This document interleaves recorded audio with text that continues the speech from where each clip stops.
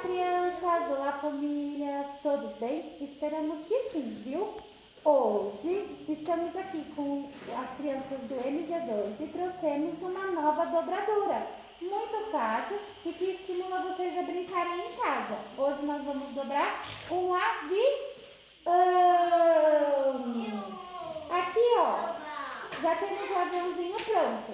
Você pode fazer de diversos tamanhos e aí a gente deixa a criatividade aí para vocês. Vocês podem pedir para as crianças pintarem primeiro a folha. Vocês podem fazer com folha de revista, com folha de caderno, com folha de sulfite ou de dobradura que vocês têm aí em casa. Combinado? Então vamos lá aprender? Sim. Primeiro vocês vão fazer uma casinha aqui, ó. Dobra de um lado formando um triângulo. E pede para a criança passar a mãozinha.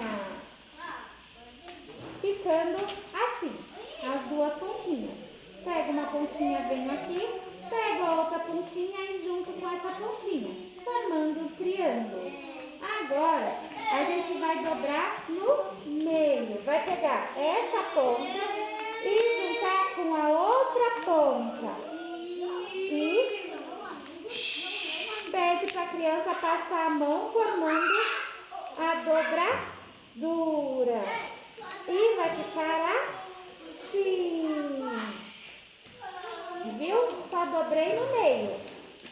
Agora a gente vai pegar essa ponta e passar pra cá.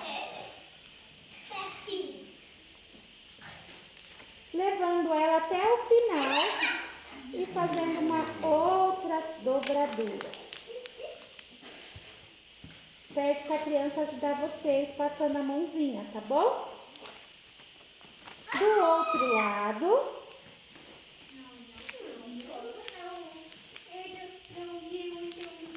E vai ficar assim. Pode brincar já assim. Ou você pode dobrar novamente fazendo a lateral. Então você vai pegar essa pontinha que tá aqui e dobrar aqui, ó, no meio, juntando lá na outra pontinha. E aí passa a mão para dobrar. E aqui novamente do outro lado.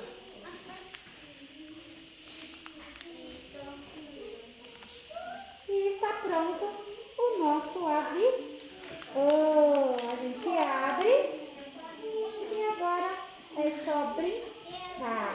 E vocês podem competir. Vamos lá brincar com o MG2?